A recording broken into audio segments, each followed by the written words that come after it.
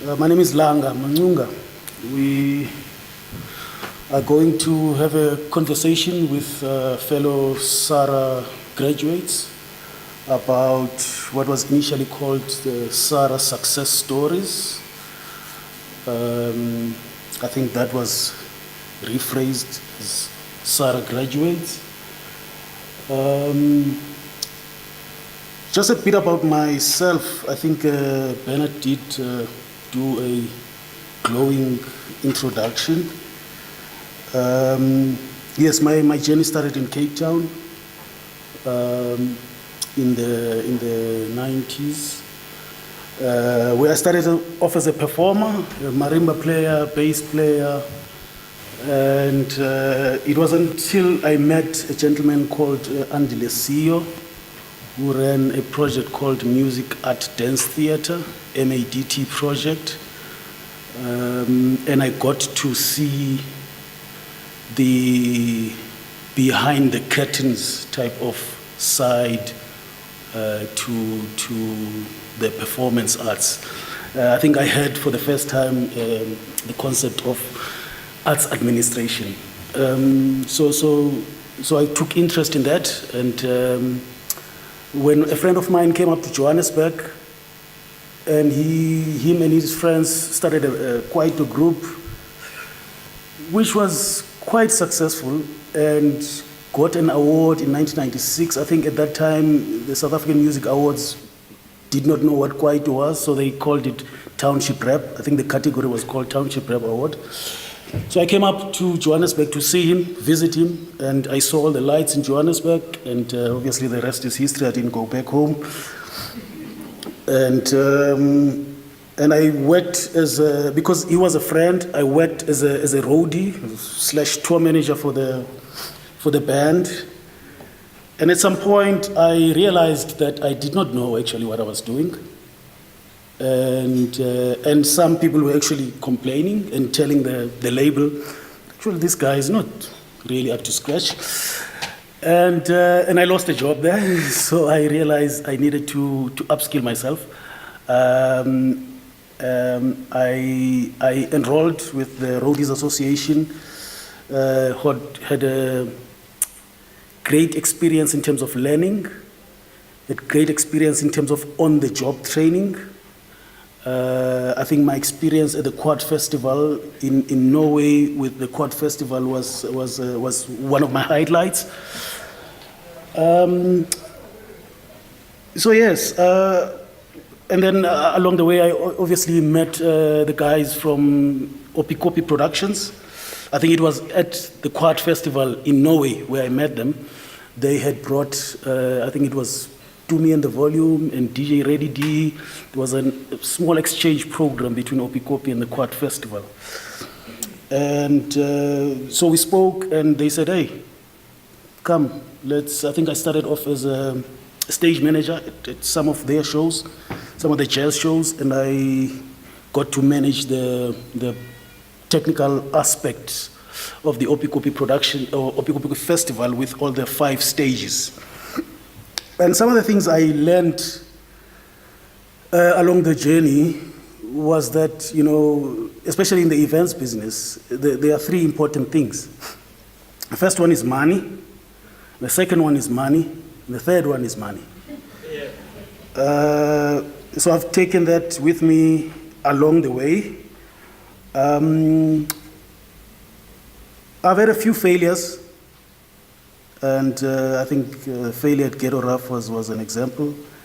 And because I wanted to stretch myself a bit, you know, I wanted to rectify the mistakes. We all make mistakes, and that's why I came to the Roadies Association to try and learn and rectify my mistakes. I think yesterday, or I was not here the day before yesterday, but from yesterday's conversations, I felt, I mean, the issues like artists, or the conversations with artists and the artist dying paupers and artist rip-offs, you know, I think that's very close to my heart. In fact, a friend of mine who is currently not well. He's battling to have his dues. I mean, his song still plays on TV today, but he gets nothing. And that's a very painful experience. I think I had a quick conversation with Graham Gilfillan about that matter yesterday. You know, so some of these things really are close to my heart. In 2014, I had a very unfortunate incident. I think I need to check my time. I had a very unfortunate incident which really led me to have more interest in health and safety. I was working at the Johannesburg Theatre. We did a great poetry show there. About 900 people attended the show, which is great. And I went to stage after the show to thank all the technicians that had made the show a success. And while I was on stage, facing with my back against the auditorium, one of the technicians who was rushing to set up for a show that was happening the next evening started to open the hydraulics, the orchestra pit hydraulics. And because the hydraulics are quiet, and I was looking the other way, so I took one step, and you know, right now where I'm standing is actually uncomfortable for me because I'm right next to the edge. Anyway, the long and the short is that I went down 6 meters. And I was very fortunate that I did not die. In fact, one of the people who were next to me, who came to see me at hospital, told me that it's actually a miracle that I was still alive. And I brought that case and I brought that narrative to this conference with the hope that this conference would resolve to look into issues of policing or try to emulate what the health and safety executives are doing in the UK. Now, the health and safety executives are a watchdog in the UK, looking after issues of health and safety across all industries. We do not have something like that. The Department of Labour is not policing. In fact, we have a lot of injuries and deaths in this business. And one of the things that I feel very passionate about is health and safety. There are things that cannot be legislated. There are things, there's legislation. For instance, I made an example last year. We were doing for the Arnold Expo at Sandton Convention Center last year, we had to create a box truss and put up a pole for the pole dance. And after the incident, when we were dismantling everything, I actually could move one nut with my hand. Now, you can have all the legislation, but you cannot legislate how individuals do their work. How you do something is how you do everything. So it is important from a health and safety perspective that everyone plays their role, and everybody plays their role very well. It starts from the lady that sweeps, the person who makes the tea, the MD who looks after the entire operation. I just thought, let me just put those facts and factors before we start with our conversation. We are going to talk about, I think, the past conversations are where I was saying to my colleagues earlier and to Debza yesterday, I think all the conversations were, in my view, a bit formalized, and to a certain degree, somewhere a bit academic. And I thought maybe we need to just loosen things up with our chat and really just speak from heart and from the top of our heads. But we obviously need to stick to the topics and the theme. My name is Gaolathle Seleke. I started at SARA in 2009, and then I did a bit of freelancing in 2010. In 2011, I got an internship at DSO Blackstar. Well, there's a division there, broadcast division, the African Business Channel, and I've been there since. I had a great experience.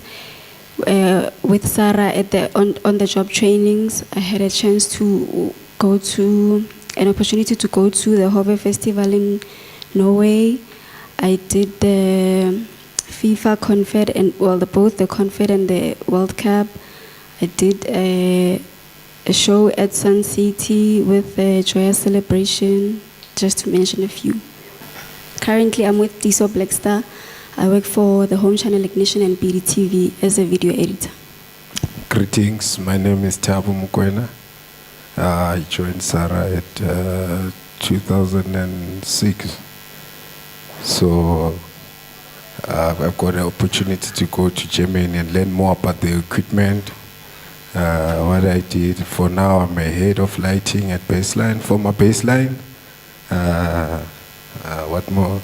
I'm a trainer at I Believe Foundation, so I train young student lighting and production. So and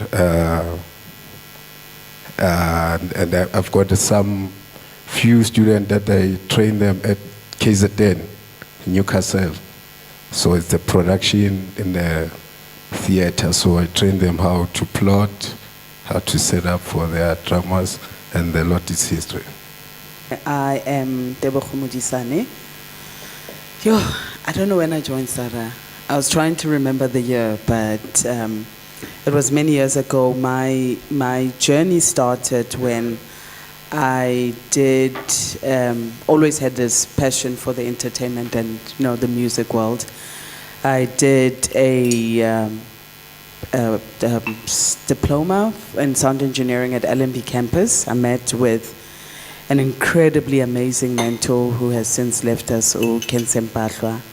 And he kind of took me in under his wing, trained me a little bit in the sound and mixing industries, gave me a bit of experience in live stage sound engineering as well as in studio engineering. And along the journey, he introduced me to the South African Roadies Association, which gave me my first love, I would say, which was a multi-stage, multi-day festival in Denmark and Roskilde. And I think the production bug has bit me. It bit me hard and it still keeps biting me. I am currently a freelance television and live events production manager. Sometimes do research and sometimes do whatever needs to get done to get the job done. My name is Melony, and in the interest of time, I'm going to give the very short version of my story. I speak a little bit fast now and then, so please just object if you cannot hear what I'm saying.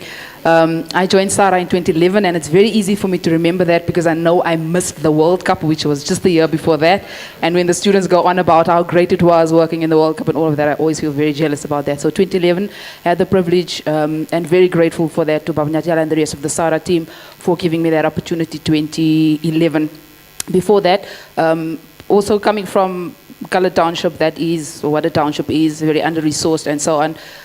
Did a short course at the institution that I will not mention.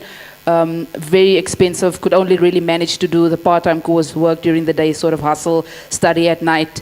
I had to take the test 13 times in order to pass, so I know about failing and failing again and failing again and just trying again. So on the 13th attempt, I managed to get some sort of a little qualification, Yana, there.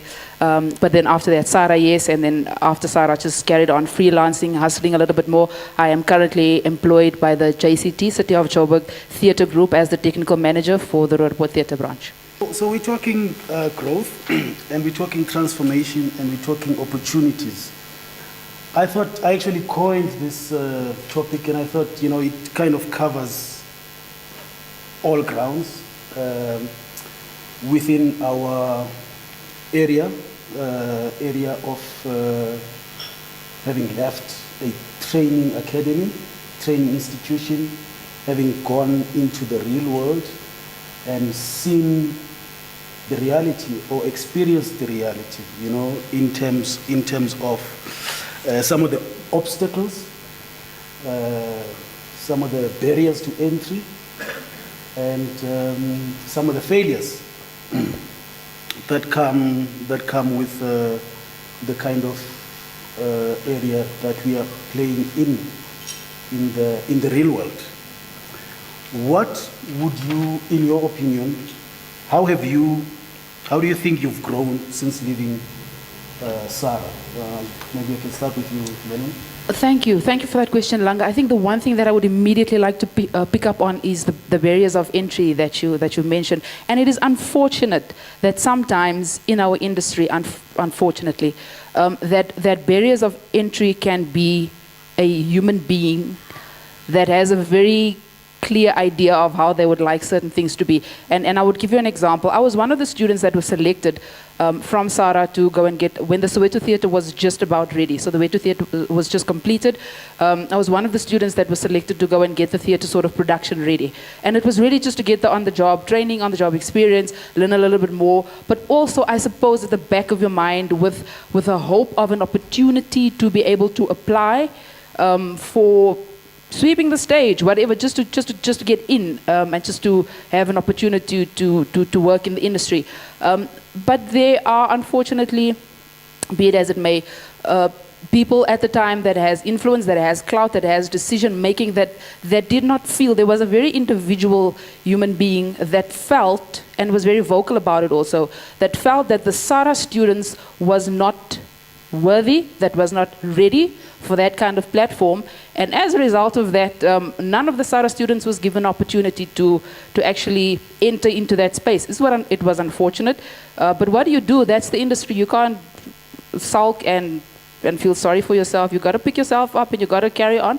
And so all of us just had to carry on and hustle and find jobs somewhere else. So the barrier of entry, number one, unfortunately, sometimes could be people in power that does not necessarily understand the bigger picture, or that can sometimes abuse power. And yes, I've got all arm length of stories and challenges that I had to deal with. But I think that for me was the one very painful one, and a very real one that we had to grapple with and just get over and just deal with. So maybe people sometimes. But you didn't take no for an answer. No, absolutely not. I was very fortunate that the project manager that was overseeing that project at the time was the then manager of the Roodepoort Theatre. And she obviously saw value. She saw value in the SARA students. She saw value in the work that we did. And I was really, and I say this with all humility, I was headhunted by her. And she said to me, because a few years later on, she phoned me, she literally harassed me. She was like, I am creating a post at the theatre and I would like for you to apply. I was very apprehensive. I was completely intimidated by theatre. I thought, oh my God, theatre. Like theatre is like, wow, it's theatre. So very apprehensive, didn't really want to apply. She harassed me. She phoned me, she emailed me. She was like, please just apply. I'm not saying that you're going to get the job, but just apply. So I applied. Long story short, I am there still to the day. So yeah, don't take no for an answer. You just keep going. Sometimes you just have to take a different direction, but you still end up where you eventually are meant to be. Yeah. Absolutely. Thank you. Debza, since leaving SARA, growth? I will pick up on what Mel was talking about, the barriers of entry. And I suppose being a woman and having the ambition of getting into the sound and the technical part of what we do, you are met with quite a lot of sexism, where people look at you and they think, oh, shame, you little thing. I mean, back then our speakers, this was the late 90s, early 2000s. The speakers were huge, and they weighed just as much, if not more than I weighed, And I found myself having this, just being hard-headed and thinking, I'm not going to give up. Every single day you'd wake up, you'd have this frog on your throat because you're like, oh gosh, I'm going to face another day of just this, but you pull yourself up and you go forward, And I spent about 6 months at a technical company rolling cables. I can work a spaghetti like nobody, okay? I can detangle cables because that's what we did in that time.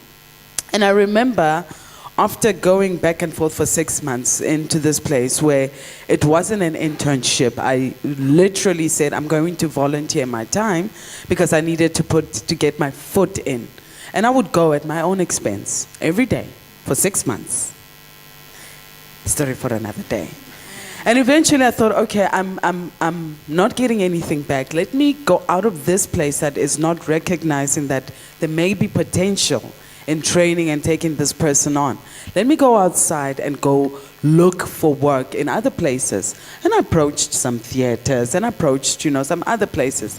And again, I was met with a, oh, shame, so cute. You want to lift these pickers, And I kept on knocking, and the doors that opened for me were the more production, more desky, more what I now realize was actually my first love, because yeah, I'm a production monkey. I will work 24 hours. And yes, Willem, I know an 18-hour day is not practical, but sometimes when you do what you love, you kind of forget. So yeah, those were the barriers of entries, and sometimes those barriers push you in another direction where you're actually still within the industry, but are playing a different sport, so to speak. So, okay. Great stuff. That's very interesting to hear. Tebo's, a few years ago, because I like going to baseline on Thursdays, lighting was not up to scratch there until maybe a year or two ago, and but things look great when one goes there now. You've grown. Yeah. Yes, Mr. Langa, it was not easy, because each and every time when the gear comes, you're still using the pack-ends. If you check, next production is coming there's LEDs. So you need to upstand your game, So you must go and do some courses to uplift yourself. So I decided, no, I must buy myself the gear, so that each and every time when there's a production comes, I must start to know what to do and must do my research, who's coming. If it's a poetry, must make sure I go to YouTube and just Google each and every poetry show so that I can lift up my game. So that each and everyone when it comes to the venue must see the different. Yeah. And you did some justice to my poetry show. Yeah. Yeah. Thank you. Okay, I'll pick up on growth. Yes. I say I have grown a lot. I mean, the first 3-4 years was at where I work now was very nice, because I went from studio to ENGs to digitizing to, there was always something new that I was learning, until I got to now editing only. So I feel like now I need to maybe move out of the company to go grow. If it means going to another company to grow, then so be it. If it means buying a new gear or whatever, then so be it. But just don't stop, like Melony, don't stop. There is a big buzzword currently in the country, and it's been there for a few years. It's called transformation. I grapple with the concept of transformation because it has different interpretations for different situations and contexts. What I'm more interested about is empowerment of women in the live events and technical production sector. A friend of mine is actually, and I did mention this to Tebogo the other day, is looking for a women-run technical or events company. And he's put this thing up on Facebook, and I've shared it, and I told him that I'm going to see you here, and I will ask you about your interest. So we can, and you and I have spoken about it, so we'll respond to him, But what is your view on transformation and within the sector? Do you think is it happening? It almost feels like we have to make sure we make it happen. If we are not as women, speaking in one voice and coming together. It's very easy for our voices to be muted. It's very easy for us to be put on the back burner. And the funny thing about the transformation is that it is not just on gender, but it's also on just the whole dynamics of the racial transformation as well. So as a woman, as a black woman, you're kind of faced with a two-pronged challenge that you have to put your head forward, you know. We are also pushing the agenda of having a woman in technical and production movement going. And I know, Mel, we have spoken about this quite a number of times a few years back. Well, 2018, it is happening, and we will chat after this. Just retrospect. But we have to put that stamp on. We have to also, as women, raise our voices. We have to say, almost take it. Huh? We're coming for ours. So the transformation is there. We're going to make it happen. We just need to be a lot bolder and a lot more vocal, because you boys though you are there, huh? But we're coming for you. At TISO Black Star, how is your experience there? Are you empowered? Are you seeing transformation? I feel like the transformation is a bit slow. I feel like you can only go to a certain point, and then some doors are just not going to be open for you. So it's slow. Okay. But you're doing your job. I'm doing my job. And you're doing your job I'm excellently. doing more than my job, yeah. Okay. I think it will come. You know, if you do your job, do it excellently, it will come. Tibos, you work in the baseline scene. There's a lot of productions that come there. Baseline is doing a festival end of this month. Are you seeing any transformation? Do you get empowered? You know, do you get to talk to production managers of productions that come into the baseline space? Oh yes. On my side, I get the transformation. It's much bigger, you know. So because sometimes I talk to KG, to Pra Ops. So if I have something, I go to them. Then if I need even the backup of the gear, they just come and say, no, we are backing you. Anything you need, come. Okay. Yeah. So on my side. And you've had a great opportunity of working alongside Cyril. Yes. Rasta, Senior Sound. Yes. Even you, Mr. Langa, it's been long from Opikopi working with you. I learned much, you know. So even now with Rasta, Kulufele doing the nice things there, it teaches us, even if I'm not in the sound, but can tell you more about the sound, more about the venue, even just see this. If we have the meetings, it calls me, they empower me in everything, you know? Okay. Yes. Great stuff. So when I joined the Opikopi Productions, you know, one of the things they used to say, because it started as a family business, you know.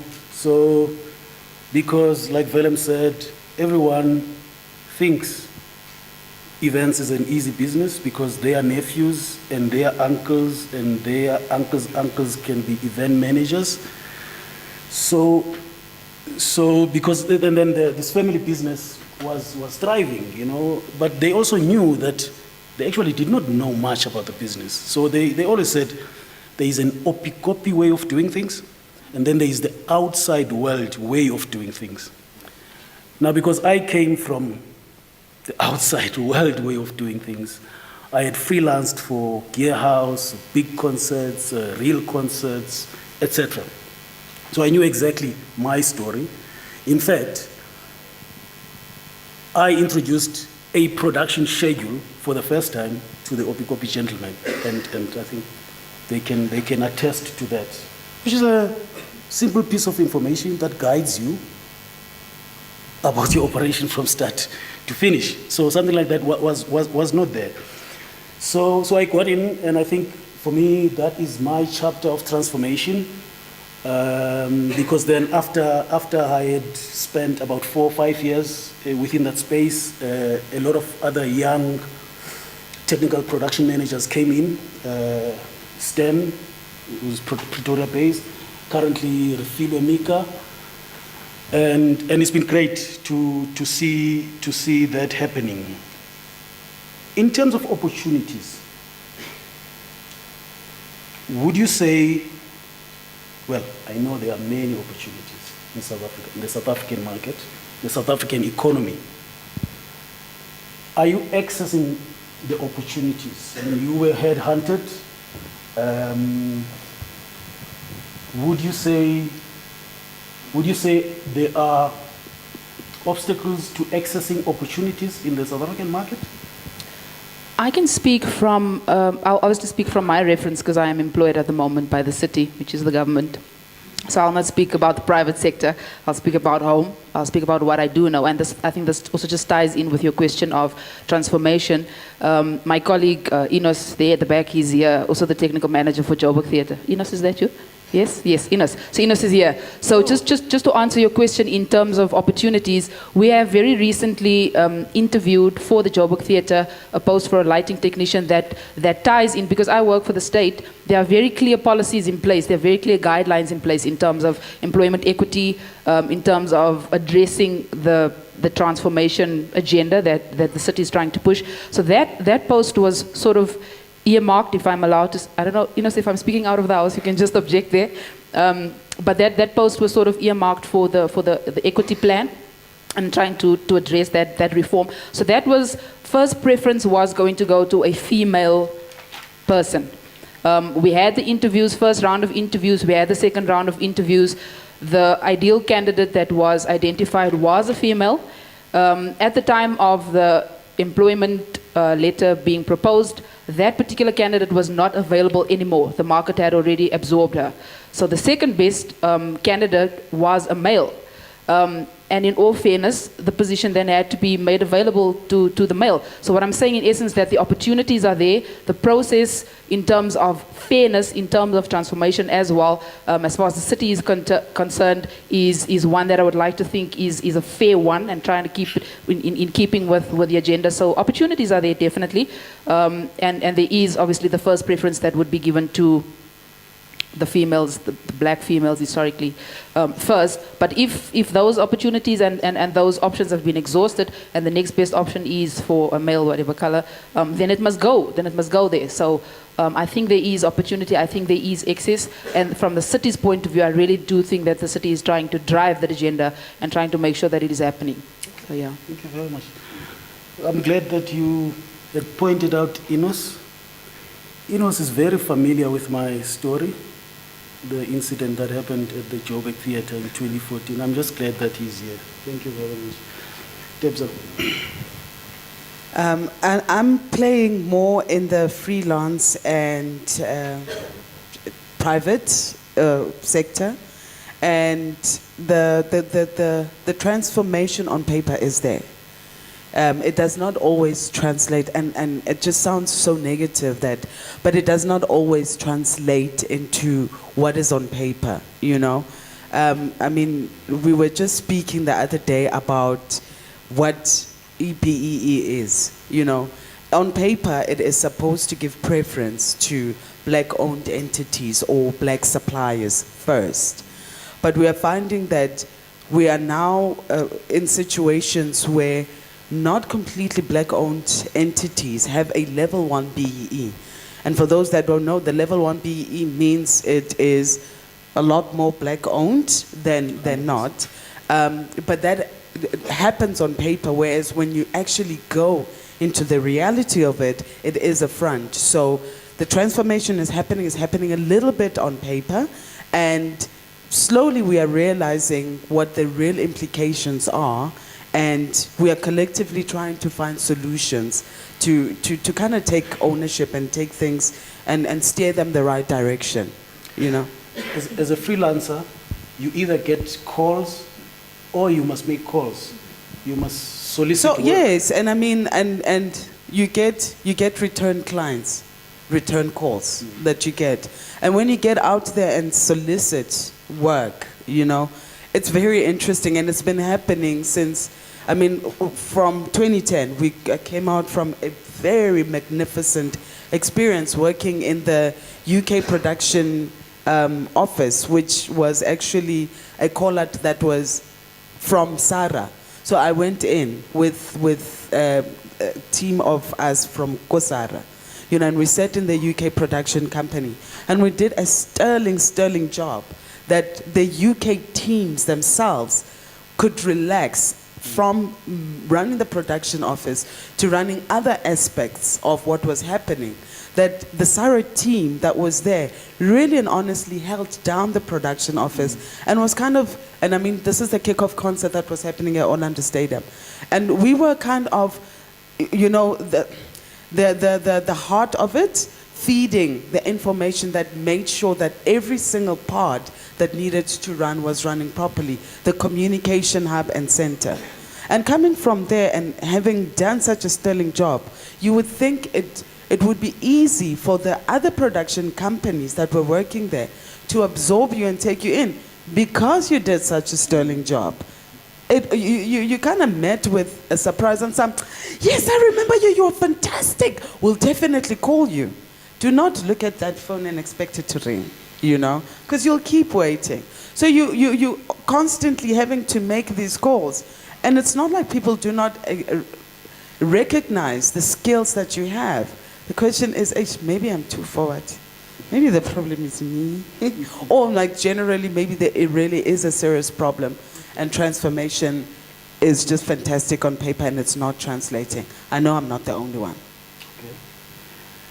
I know that last year, I think it was last year, Andy spoke at length about opportunity, called it Big O, the Big O. Tibo's baseline is not busy every time. Do you sometimes have to make calls to get opportunities to code, opportunities to provide gear, etc.? And do you get those opportunities? Sometimes you do get the call, sometimes you need to call.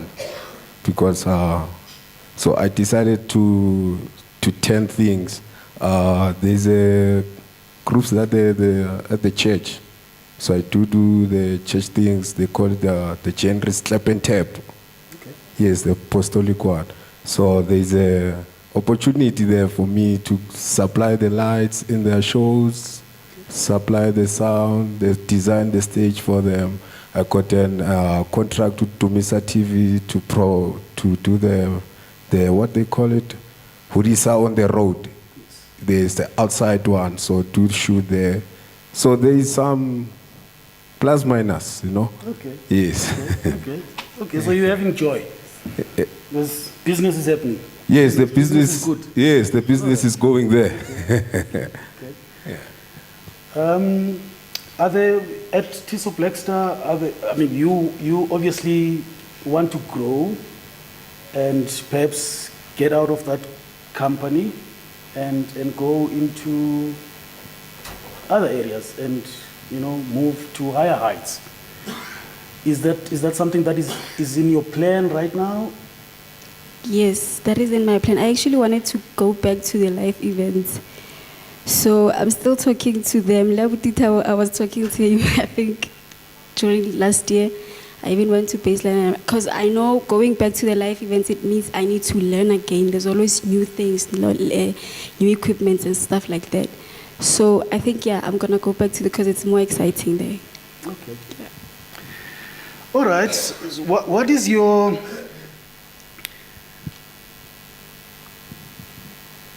Have you ever failed? Are you scared of failure? No. Hey, I failed a lot, eh?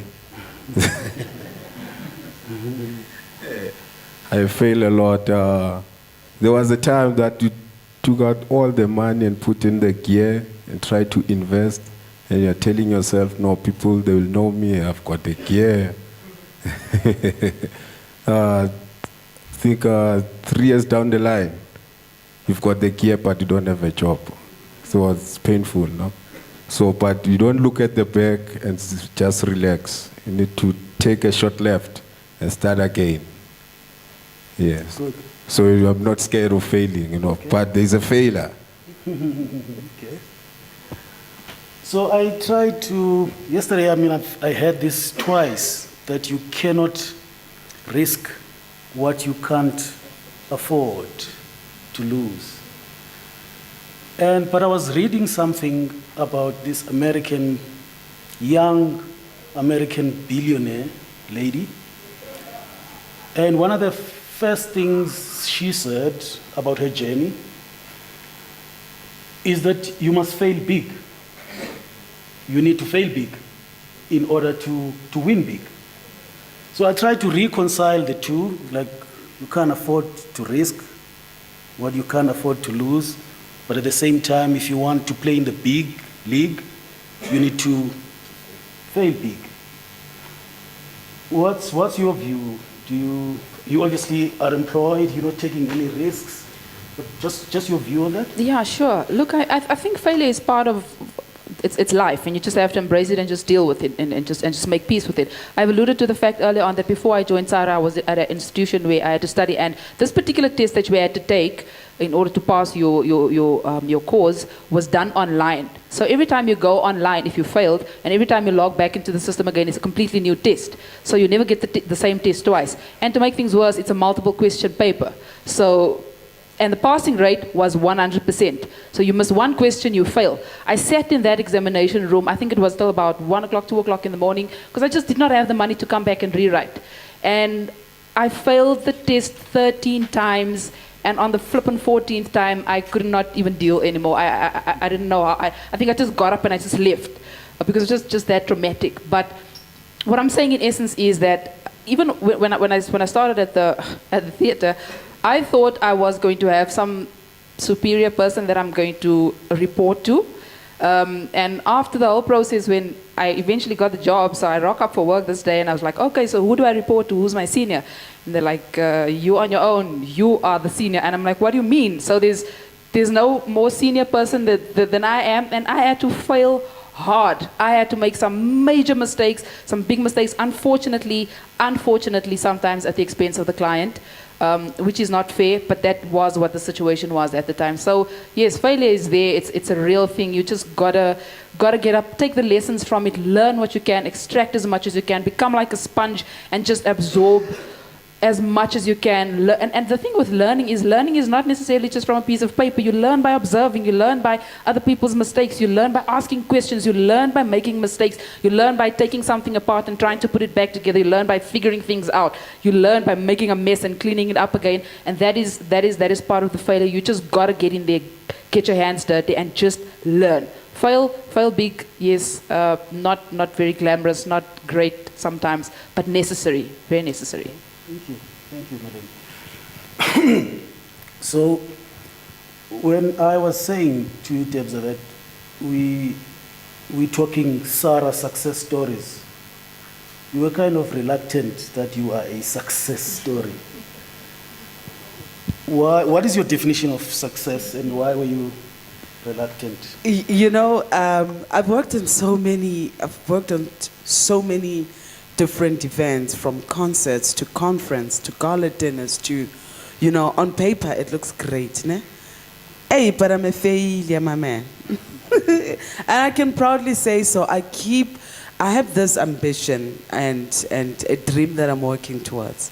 That first bug that bit me, that multi-day, multi-stage festival, I'm still failing to date to get it off the ground. I'll get it off the ground, and then it looks like there's a spark, and then it rains, and there's nothing. So until the day, and I suppose this is my personal definition of success, until I see these dreams that keep on being extinguished before they really ignite, until they get off the ground, then I can very, very confidently say, yes, I'm a success story. And I suppose success goalposts keep shifting. Because once you achieve this, you're like, Okay, but there it is, you know. It's that thing that keeps you waking up in the morning, that keeps you creating, that keeps you wanting and, you know, and going for more. So I've worked in multiple countries, in the continent, outside, in all the provinces of this country. I'm still not yet the success I dream of. I think the health and safety terrain in South Africa needs development. It needs attention. In the UK, they set up the health and safety executive. It's not a government department. In 1974 already. So they woke up more than 40 years ago and smelled the coffee. We don't have that.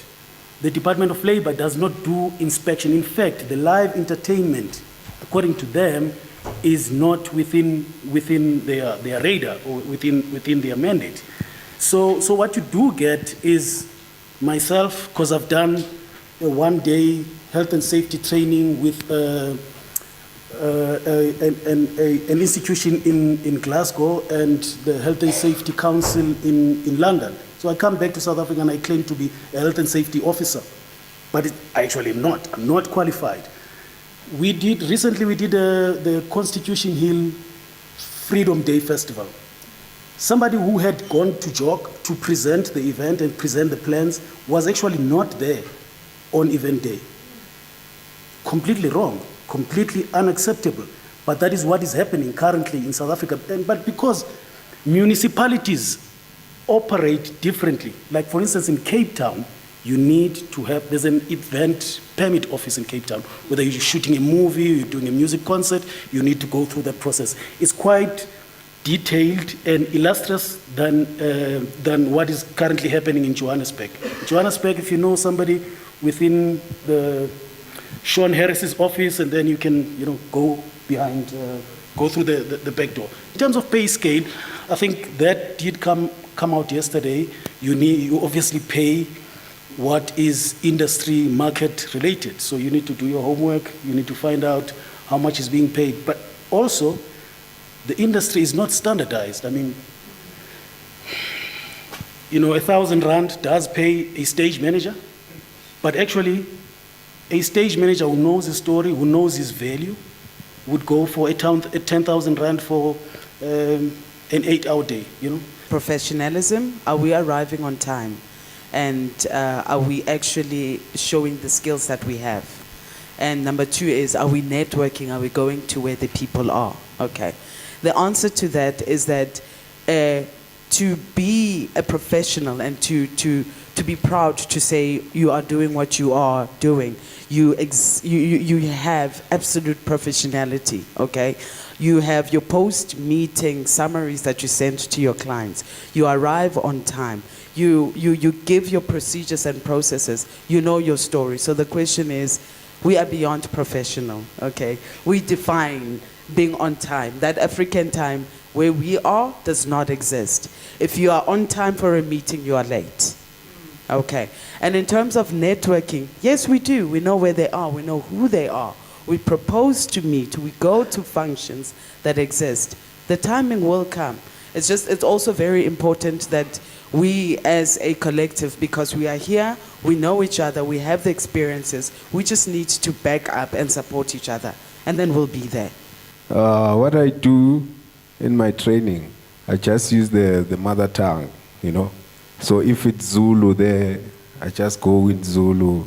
If it's Tsonga, I go Tsonga. If it's Venda, I go Venda. Because the more you talk your mother tongues, the simpler the people they grasp. And because you're multilingual. Like Yes. Okay.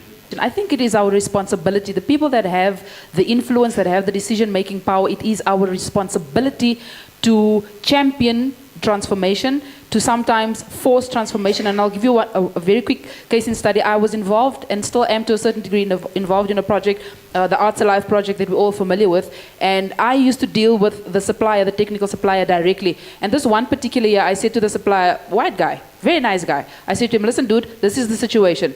In order for us to use you as a supplier again this year, this is the deal. We've got a few students from the South African Roadies Association that needs on-the-job training, that needs exposure. Can we work out something where you allow them to shadow, where you allow them to work with your crew, to allow them on site to get some job. And he was more than willing, he was open. So sometimes it's really just about getting the conversation going. Sometimes it's really just about knocking on that door and asking. And I really do believe that there are suppliers, there are companies in the industry, black, white, across the race spectrum, that are willing to open their doors and that are willing to give those kind of opportunities. So it's really just about trying to push those boundaries and trying to get that thing happening. Just in conclusion, the issue of don't want to say sexism, but the issue of discrimination against women, can I speak out of experience, for me has been very interesting. For me, it is not a race thing. It is not even a gender thing anymore, because I have experienced firsthand discrimination from black men, from black women, from white men, from white women in my job place. So that for me said that this is not a gendered thing. It is not a race thing. I'm speaking of my experience now, where there are women that thought I was not equal to the task, black and white, where there were men that thought I was not equal to the task, black and white. So I think it is a human thing. I think it is an ignorance thing. I think that is where we have to dispel this notion of women are not worthy because of X, Y, and Z. And once we get it right there, because the decision makers sometimes are men within the companies, they are women within the companies, they really go across the racial spectrum. So once we get it right there, and maybe try and look a little bit further than the race, maybe try and look a little bit further than the gender, and try and speak to how we have been socialized into thinking that women must only do 1, 2, 3, and 4, then we can maybe start breaking that glass ceiling a little bit faster. We cannot keep working in silos. We cannot keep working in our little own different separate spaces. We've got to come together as an industry. Like the African adage say that it takes a village to raise a child. And I am because you are. We can only do it together, and we've got to come together and do it. That's the only way we're going to do it. If we all try and succeed in our own little pockets, it's going to take us so much longer than we actually just can when we come together. So yes, platforms like this is necessary where we can engage and say, okay, I've got this resources, you've got that resources, let's put it all together and we will grow faster and we will get to where we need to be so much faster. We need to know who does what and what resources the next person has, because once we start using our own services within, we are opening up our own network, and that is how we're going to grow. Because we just need to know who we are and what we do. Even if we have our own database that we first and foremost tap into, that's where we start. You know, we don't have to start thinking of this huge task that is, let's just start small, but more importantly, let's start. We must come together. There's no way that you can win alone, you know. So each and every time, we must make sure that we connect with the whole industry, from artist to the supplier, so that we can win. Because alone you won't. Yes. I also think that we should come together. I think where I come from Soweto, we have a whole lot of businesses or companies, Molanyana companies, sound, everything. I think the only way to win is also if we can come together. My Benito will always say, SARA, the cake is big and we can all benefit.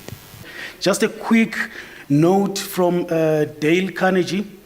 Discouragement and failure are two of the surest stepping stones to success.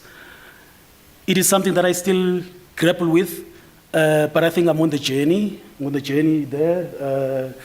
I'll take a leaf from you, Debza. I won't say I'm successful at this point, but we're on the journey, and thank you very much.